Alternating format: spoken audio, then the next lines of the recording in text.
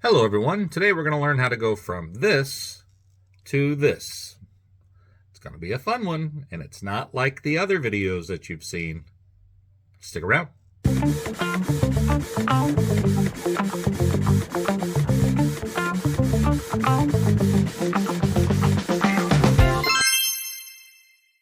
Okay guys, yes, there are several videos out there showing you how to decorate one of these things, and they're all great. However, they didn't work for me.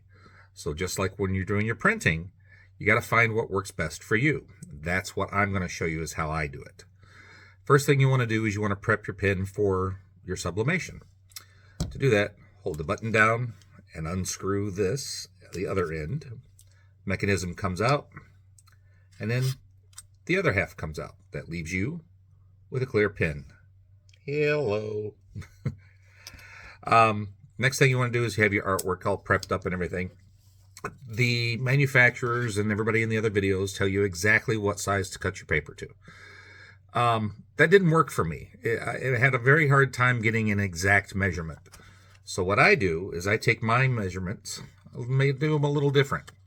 So my paper is a little bit longer than the tube, and it's wider than what the tube should be. This little white section right here, it's just easier for me to wrap it. Instead of wrapping it to where the paper touches, it actually overlaps. And the white is always what goes on last because you're not going to sublimate over top of anything else. It's just easier for me in my hands to get it around all the way. One of the other things is that the manufacturer that sends you the pens will send you these little shrink wraps. So after you get your paper attached to it, then you put this in it, take a heat gun, shrink this to it, bake it. Most of the time you can either have a pin press, dedicated pin press, or you can put it into a convection oven, which I'll show you in a little bit. And then you bake it. Then you cut this off, and then you peel the paper off, and then you have a pin. Again, that did not work for me. I do have a heat gun, but why am I going to go through heating a gun and then baking a gun and then trying to peel the paper back off? For me, it just didn't make much sense. So there's another tool that's out there. It is the pin holder, pin buddy, pin clamp, pin pincher. It goes by several different names. There's several different models out there. They all do the same thing. This is where you would lay your piece of paper down with your design. Just lay your blank inside of it, and then you push it down and you have 3 pieces of tape on there. So when you push it down, the 2 pieces of paper barely touch, like you're wrapping a tumbler, a big drink tumbler. And then you get your fingers in here and you lay the tape over, and it gets it tight enough to where you can put your shrink wrap on. So problem is once I get this pushed down, my fingers are too big to fit in here, and I just can't get it to work.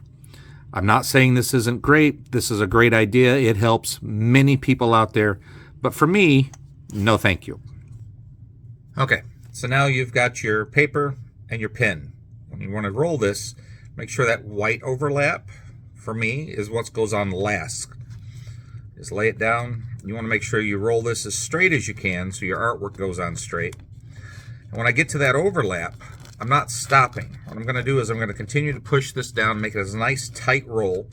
I'm going to roll it 3 or 4 times just so that paper really gets the form of that cylinder pin. Once I get a good tight roll, then I'm going to grab my friend here. This is the tape. And I'm going to tape in the direction of the paper.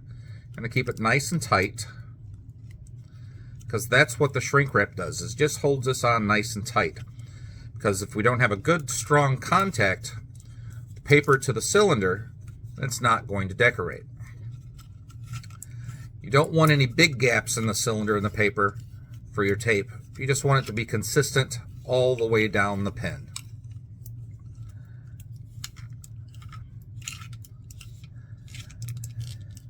So like where I got here, you can see there's a couple of gaps.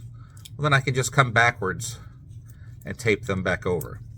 If I did it right the first time, I wouldn't need to come backwards. Extend that down a little bit. Cut my excess off. Now this part right here, you want to fold that over to make it a little flag or a handle. So after it's baking, you have a spot you can start to unravel it. Makes your life a whole lot easier if you have these on there. So this is what it's going to look like. Just make sure all your tape is nice and flat. Throw this into your convection oven, and you're good to roll. Okay, and then once you're ready, you're going to get your oven set up to 450. Yes, I'm putting multiples in at the same time, but that's okay. I know everybody tells you not to. When you're first getting started, to only put 1 or 2 in till you get your timing right. Every house will be different. Humidity, temperature, all plays a part. So 450, 5 minutes works for me. It may be different for you. Just do 1 or 2 until you get the timing right. See you back in 4 minutes. Okay, so once they come out of the oven, you're going to pull them off to the side and you're going to let them sit. You're going to let them sit for about a minute, minute and a half. You got a fan that'll cool them off even quicker. And they come out. These are not hot at this point, otherwise I'd be having my heat gloves. But remember those little fans I was talking about right there? This makes it really easy to pull this back out. You're just going to unwrap it. Some of the paper is going to come off with it. That's great if it does. If it's not, don't worry about it, because once you get all the tape off, then the paper will just unroll. Most of the time. There it goes. And out comes your jaws. And it's wrapped all the way around. Now, you got to put the guts back in. So we're going to do it the same way we did in reverse. Take your top half, put that in. Make sure your clicker is at the top of your design. Slide your middle back, or your bottom back in, I mean. Hold the button in. There's a little spring in there. There's a little spring right there. You're just going to push it up, get it in to where it starts threading in. Once it screws up, then you're good. And there